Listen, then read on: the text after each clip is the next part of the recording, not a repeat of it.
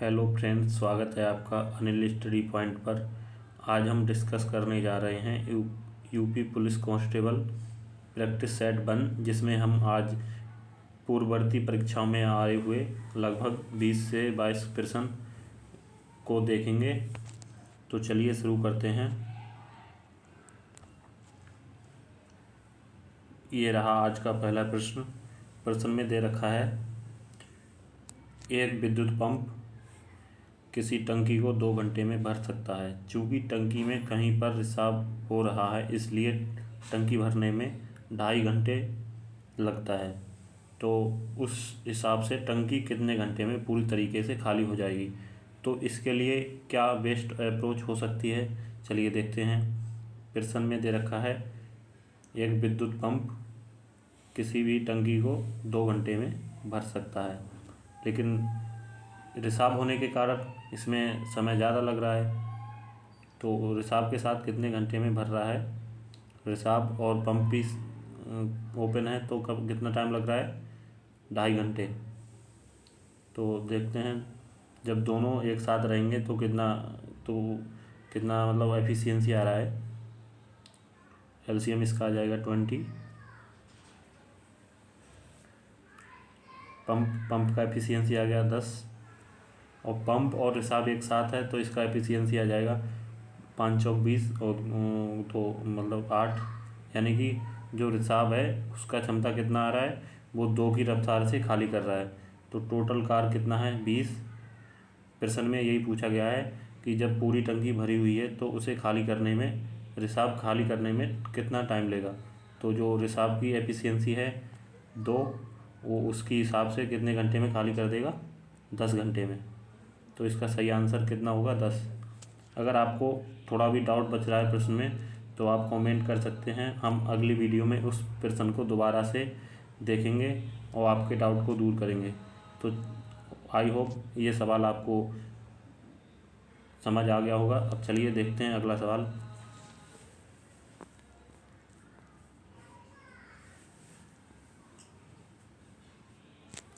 जैसे कि अगला सवाल में दे रखा है, यदि किसी वस्तु का विक्रय मूल्य 9,250 रुपये है और उस पर 7.5% की छूट हो तो उसका अंकित मूल्य कितना होगा। यानी कि किसी भी वस्तु का पूरा मूल्य कितना होता है, 100%, तो उसमें से 7.5% का छूट दे देंगे तो कितना बचेगा, 92.5%। जो 92.5% बचा है, इसी का वैल्यू दिया है इधर 9,250। यानी कि 1% का वैल्यू कितना आ जाएगा, 100। और किसी भी वस्तु की वैल्यू कितनी होती है, 100%। तो 100% का वैल्यू कितना आ जाएगा, 10,000। इधर 2 जीरो लगा देंगे, इधर जो वैल्यू आया है उसमें 2 जीरो लग जाएगा। किसी भी वैल्यू का अंकित मूल्य या जो भी वैल्यू रहेगी वो कितना रहेगा, 10,000। इस हिसाब से इसको देख सकते हैं। चलिए देखते हैं अगले सवाल पे। तो इसका सही आंसर क्या होगा, ऑप्शन संख्या सी। चलिए देखते हैं अगला सवाल।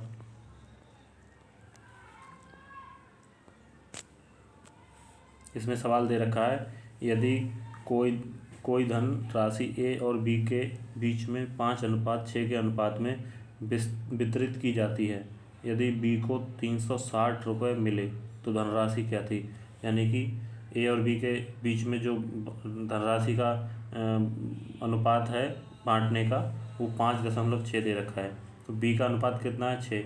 यानी कि 6 रेशियो बराबर कितने बराबर दे रखा है, 360 के। 1 रेशियो बराबर आ गया 60 रुपये। पूछा क्या है, तो धनराशि का मतलब है ए और बी दोनों का योग कितना है, 11 रेशियो। तो 11 बराबर कितना आ जाएगा, इधर 11 से गुणा कर देंगे, इधर 11 से, तो आ जाएगा 660 रुपये। आई होप ये सवाल आपको समझ आया होगा। इसका सही आंसर होगा 660 रुपये। चलिए देखते हैं अगला प्रश्न।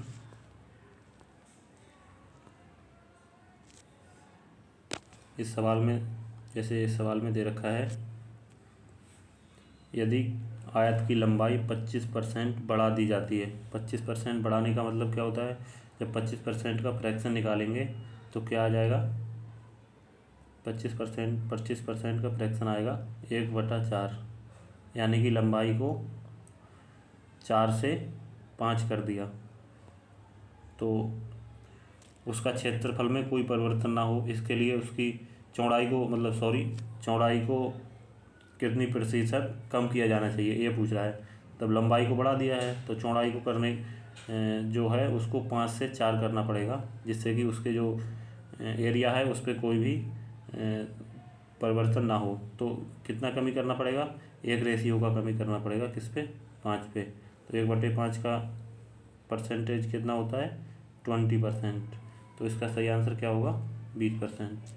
चलिए देखते हैं अगला सवाल। सवाल में दे रखा है, ये सभी सवाल हैं जो प्रीवियस ईयर में आ चुके हैं, उन्हीं सवाल को लेके आए हैं हम लोग। तो आई होप आपको सब सवाल अच्छे लगेंगे और फ्यूचर में भी हम अच्छे अच्छे सवालों को कराएंगे।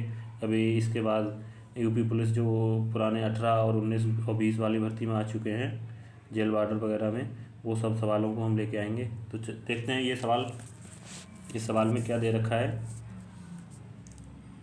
कोई कार किसी विशेष गति पर 5 घंटे में 100 किलोमीटर चलती है, यानी कि 100 किलोमीटर चलने में 5 घंटे लेती है। तो इसका स्पीड कितना आ जाएगा, 20 किलोमीटर प्रति घंटा। 20 किलोमीटर प्रति घंटा स्पीड आ गया। तो पूछा है वो 3 घंटे में कितना चलेगी। 3 घंटे में चलने के लिए 20 से गुणा कर देंगे डायरेक्ट, तो कितना चल जाएगी, 3 घंटे में पूछा है, मैं 6 घंटे में करने लग गया। 20 या 60, यानी कि 3 घंटे में 60 किलोमीटर चल जाएगी। तो इसका सही आंसर होगा ऑप्शन बी, 60 किलोमीटर। चलिए देखते हैं अगला सवाल। सवाल में दे रखा है 1200 की धनराशि उधार दी जाती है, जिसे 264 की 5 बराबर किस्तों में लौटाया जाता है। तो वार्षिक ब्याज दर ज्ञात कीजिए, यानी कि 5 किस्तों में 264 रुपये की 5 किस्तें बनेंगी, तो उसमें लौटाया जाएगा धन। तो हम इसमें देख लेते हैं टोटल जो ब्याज है वो कितना प्राप्त हो रहा है हमें। तो 1200 रुपये थे जो कि मूलधन था, और 5 किस्तों में इसको देंगे तो कितना हो जाएगा, 5 से गुणा कर देंगे डायरेक्ट, तो इतना आ जाएगा 1320 रुपये, यानी कि ब्याज कितना मिल जाएगा, 120 रुपये। 120 का ब्याज और 1200 रुपये पे, तो इसका कितना परसेंट आ जाएगा, 10%। 10% ब्याज आ गया। अब लेकिन क्या सवाल में पूछा है, वार्षिक ब्याज दर, वार्षिक यानी कि ये तो आ गया 5 किस्तों का टोटल ब्याज जो कि 10% आया है, लेकिन हमें निकालना है 1 साल का, 1 किस्त का। तो इसमें कैसे निकलेगा, ये 10% आया है, उसमें हम 5 से भाग कर देंगे, तो हमें आंसर प्राप्त हो जाएगा 2। तो इसका सही आंसर होगा ऑप्शन संख्या सी, 2%।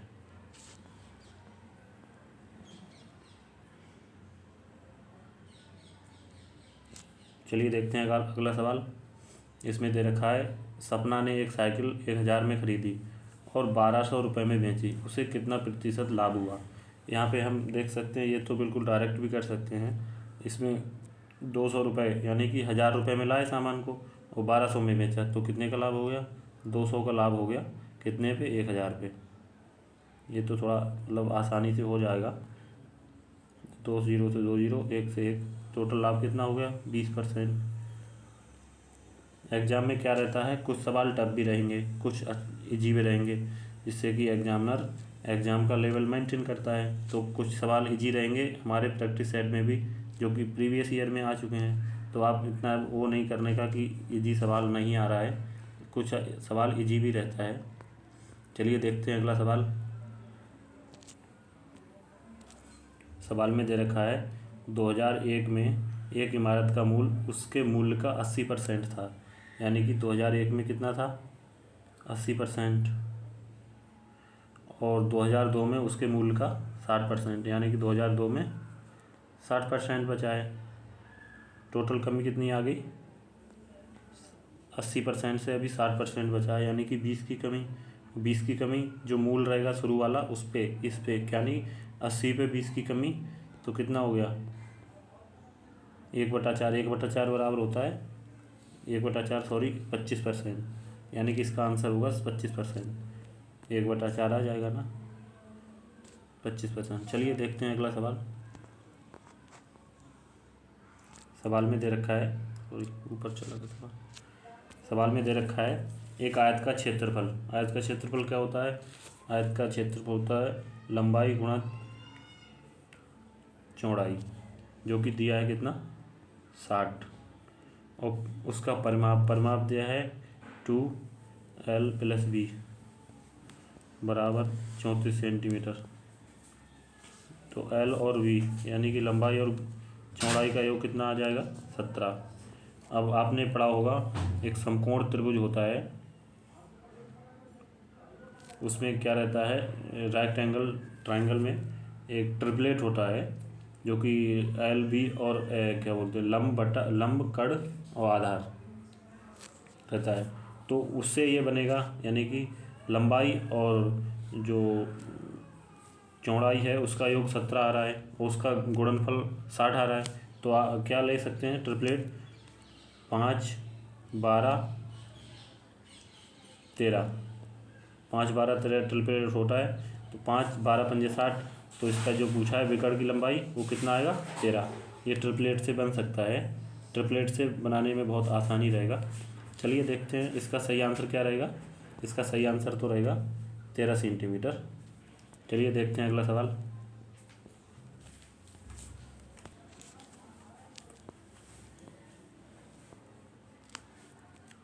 अगला सवाल दे रखा है एक कपड़ा व्यापारी ने अपनी कीमतों में 25% की छूट की घोषणा की। तदनुसार यदि किसी को 40% की छूट लेनी हो तो उसे 32 प्रति मीटर वाले कपड़ा कितना खरीदना होगा। कितना कपड़ा खरीदना होगा, 40 रुपये की टोटल छूट लेना है उसे, यानी कि 1 मीटर पे कितना मिल रहा है, 32। 25% को क्या लिख सकते हैं, 1/4, यानी कि 4 अट्ठे, यानी कि 1 मीटर पे 8 रुपये का छूट मिल रहा है। तो कितना टोटल लेना है, 40 रुपये की छूट लेना है और 1 रुपये पे 8 का मिल रहा है। तो कितना, 1 मीटर पे कितना 8 रुपये का मिल रहा है। तो 8 रुपये से भाग करेंगे तो टोटल जितना लेना पड़ेगा वो आ जाएगा, कितना आ जाएगा, 5 मीटर। तो इसका सही आंसर होगा 5 मीटर। चलिए देखते हैं अगला सवाल।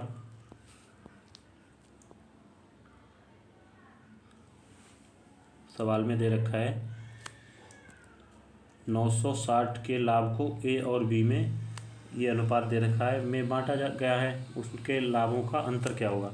यानी कि जो अनुपात है उसको हमें पहले सही से लिखना पड़ेगा, उसके बाद जो अंतर आएगा वो बताना है।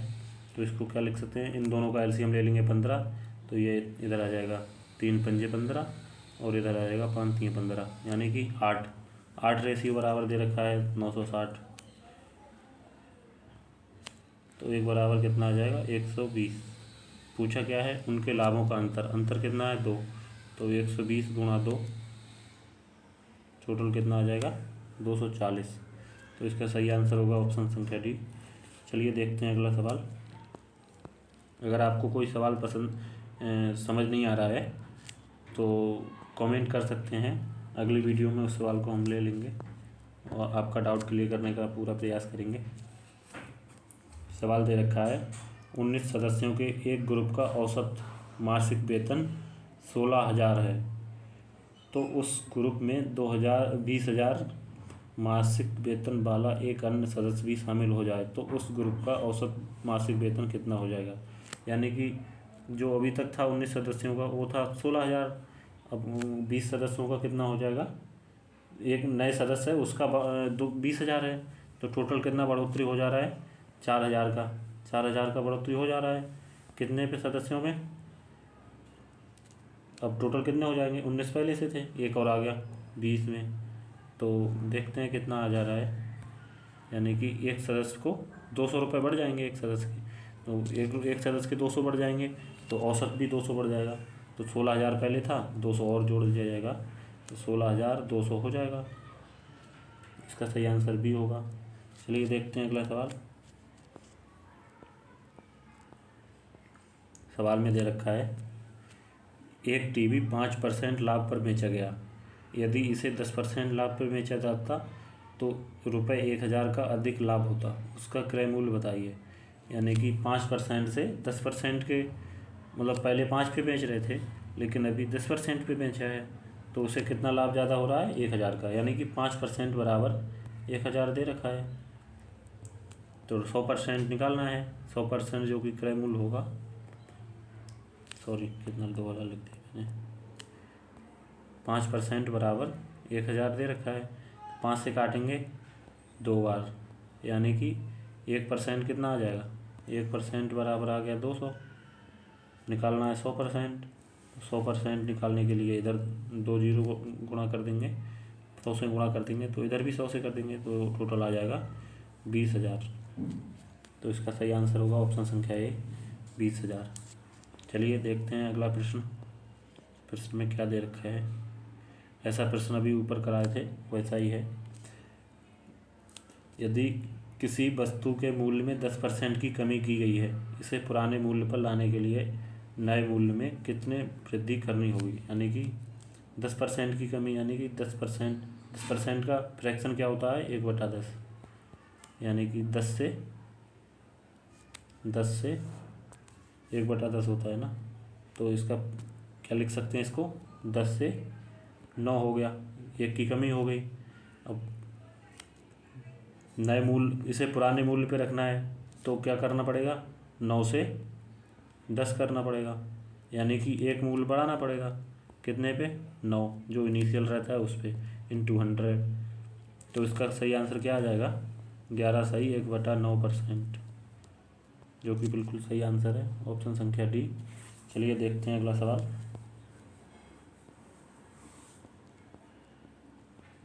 ये सवाल रीजनिंग का आ गया लग रहा है। इसमें क्योंकि ये एक प्रैक्टिस सेट बनाए हैं, तो उसमें कुछ प्रश्न मिक्स भी हो गए हैं। चलिए इसको भी मैं बता देता हूँ कैसे बनेगा। जैसे इसमें दे रखा है 7 और 5, इसका गुणा करेंगे, 7 पंजे 35 प्लस 5, यानी कि इधर गुणा कर रहे हैं और इसको जोड़ रहे हैं, तो बीच वाली संख्या प्राप्त हो जाएगी। इसी प्रकार से इधर गुणा करेंगे, 8 छंग 48, और इसको जोड़ देंगे, तब कितना आ जाएगा, 54 आ जाएगा।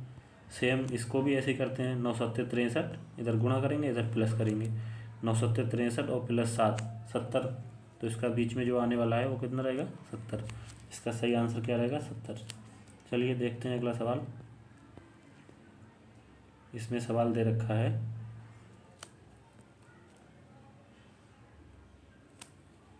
ऊपर वाली जो संख्या है इनका मल्टीपल कर रहे हैं और बटे 2 कर रहे हैं, तो नीचे वाली संख्या प्राप्त हो जा रही है।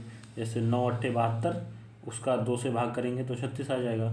सेम इसमें भी करके देखते हैं, 10 गुणा 12 कितना, 120 हो गया, उसको 2 से भाग करेंगे 60 आ जा रहा है।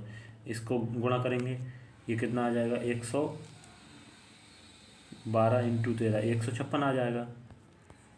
तो इसको 2 से भाग करेंगे तो कितना आ जाएगा, 78। तो इसका सही आंसर क्या होगा, 78, जैसा कि आंसर में भी दे रखा है। चलिए देखते हैं अगला सवाल। ये गणित का सवाल आ रहा है।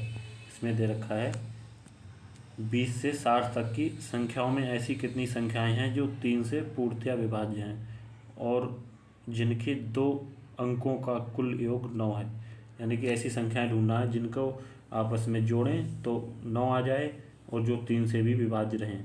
तो ऐसी संख्याएं कितनी हैं, 20 से आगे का शुरू करना है, तो 20 के बाद एक तो आ जाएगा 27, 27 के बाद कौन सा आ जाएगा, 27 के बाद आ जाएगा एक 36, 36 के बाद एक और आएगा, वो कौन सा आएगा, 36 3 से करने वाला 45, और इसके बाद एक आएगा 54। यानी कि टोटल 4 संख्याएं हैं जिनके योग का अंकों का योग 9 है, अंकों का योग 9 है, इसका भी 9 है, इसका भी, सभी का अंकों का योग 9 है और 3 से कटने वाली भी हैं।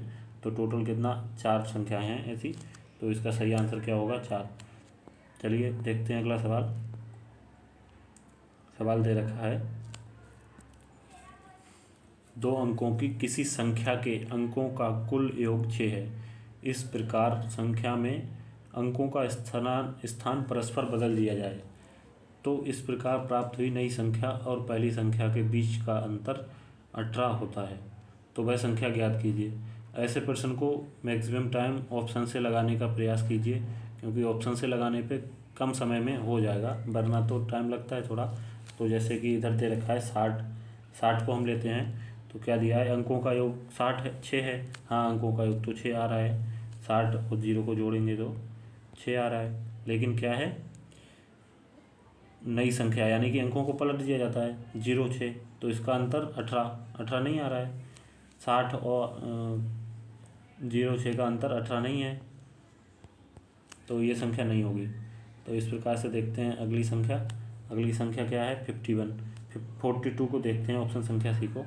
देखो इसमें 42 दिया है, अंकों का योग 6 है ना, और इसको अपोजिट घुमा दे रहे हैं, तो कितना आ रहा है 42 घुमाने पे आएगा 24। इनका अंतर 18 आ रहा है, यानी कि जो ऑप्शन से है करने पे इजी हो गया।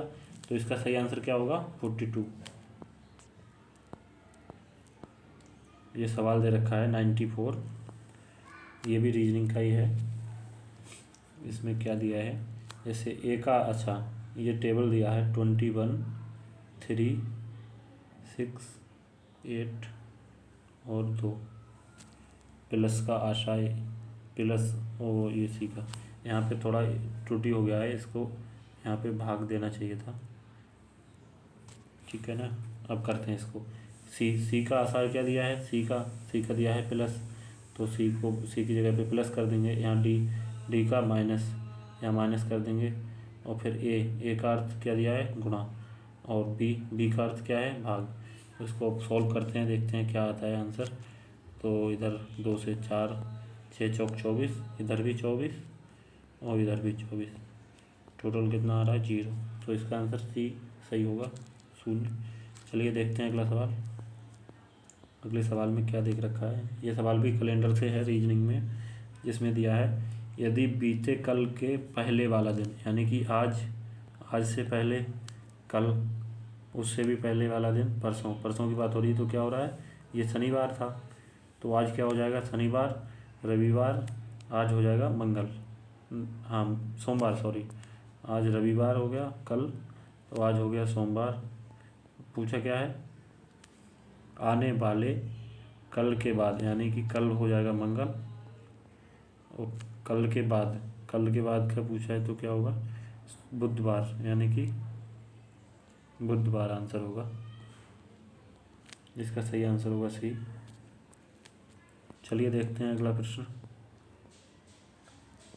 प्रश्न में दे रखा है, महीने का पहला दिन बुधवार है, यदि कार्यालय के केवल दूसरे व चौथे शनिवार और सभी रविवार को छुट्टी के रूप में जाना जाता है, तो उस महीने के कार्य दिवसों की संख्या क्या होगी, कितनी होगी।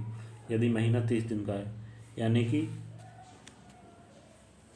केवल दूसरे व चौथे शनिवार, यानी कि सभी रविवार को छुट्टी रहेगा, और दूसरे और चौथे शनिवार को भी छुट्टी रहेगा, यानी कि तो जोड़ना है कि कार्य दिवस जिसमें कार्य छुट्टी नहीं रहेगा उन दिनों की संख्या कितनी रहेगी। तो पहला दिन बुधवार है, दूसरा गुरुवार, तीसरा शुक्रवार, चौथा शनिवार, 4 को होगा शनिवार, 5 को रविवार, यानी कि ये एक छुट्टी मिल गया, क्योंकि दूसरा शनिवार को छुट्टी रहेगा और चौथे को रहेगा, पहले को नहीं रहेगा ना तीसरे को रहेगा। तो इसी हिसाब से 5, और फिर अगला रविवार कब रहेगा, अगला रविवार रहेगा 12 को, लेकिन उससे पहले क्या रहेगा शनिवार, उस दिन भी छुट्टी रहेगा, क्योंकि दूसरा शनिवार भी छुट्टी रहने का लिखा है। तो इसके बाद फिर तीसरा रविवार कब आएगा 19 को, तीसरा 19 को आएगा, और फिर चौथा रविवार कब आएगा 26 को, लेकिन उससे पहले जो चौथा शनिवार होगा उस दिन भी छुट्टी रहेगा। तो टोटल कितना दिन छुट्टी हो गया, 1 2 3 4 5 6, यानी कि टोटल 30 दिन में से 6 दिन तो अवकाश हो गया। तो जो कार्य दिवस की संख्या वो बची, वो कितनी बची, 30 में से 6 घटा देंगे तो कितना बचेगा 24 दिन। इसका सही आंसर क्या रहेगा 24। चलिए देखते हैं अगला सवाल ये भी रीजनिंग से ही है। इसमें क्या दे रखा है, इसको ध्यान से पढ़ लेते हैं। सवाल में दे रखा है वृत्त कॉलेज प्रोफेसर को निरूपित करता है। वृत्त कॉलेज प्रोफेसरों को, यानी कि जो वृत्त है वो कॉलेज प्रोफेसर को निरूपित करता है। सबसे पहले देख लेते हैं कि इसमें जो पूछा है वो क्या पूछा गया है। इसमें पूछा गया है 97 में आरेख का कौन सा भाग उन कॉलेज प्रोफेसरों को निरूपित करता है जो चिकित्सा विशेषज्ञ भी हैं। यानी कि कॉलेज प्रोफेसर और चिकित्सा विशेषज्ञ वो उनका कॉम्बिनेशन कौन सा है वो पूछा गया है। तो इसमें जैसे कि दिया है वृत्त में कॉलेज प्रोफेसर हैं और त्रिभुज में जो शल्य चिकित्सक दिए गए हैं, शल्य चिकित्सक दिए गए हैं और आयत चिकित्सा विशेषज्ञ को, यानी कि जो चिकित्सा विशेषज्ञ हैं उनको निरूपित करता है आयत। तो पूछा क्या गया था कि जो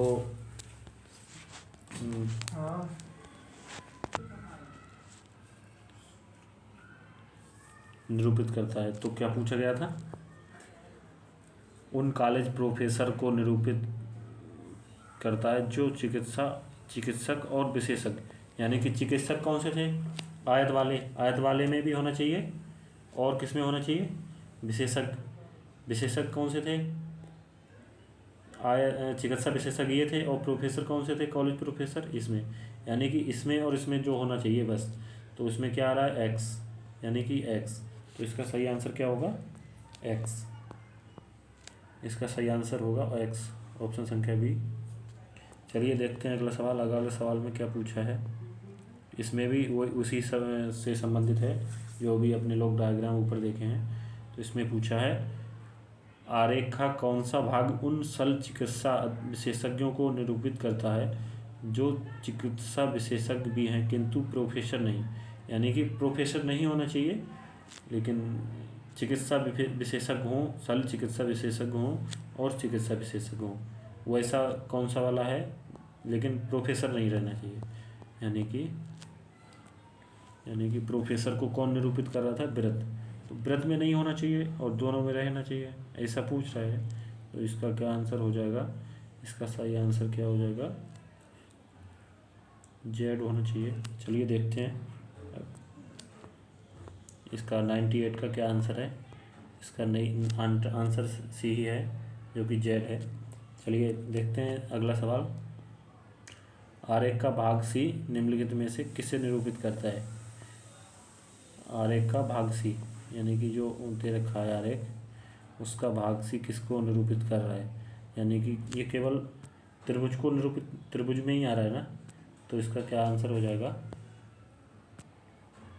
इसका क्या आंसर हो जाएगा, त्रिभुज शल्य चिकित्सकों को, यानी कि जो त्रिभुज है वो शल्य चिकित्सकों को निरूपित कर रहा है और सी उसमें आ रहा है, ओनली सिर्फ और सिर्फ त्रिभुज को निरूपित, त्रिभुज में आ रहा है। तो ये किसको निरूपित करेगा, शल्य चिकित्सा विशेषज्ञों को। चलिए देखते हैं इसका सही आंसर क्या रहेगा, किस ऑप्शन में दिया है शल्य चिकित्सा विशेषज्ञ। ऑप्शन इसका दिया है ऑप्शन ए में, ऑप्शन ए क्या दिया है, शल्य चिकित्सा विशेषज्ञों को।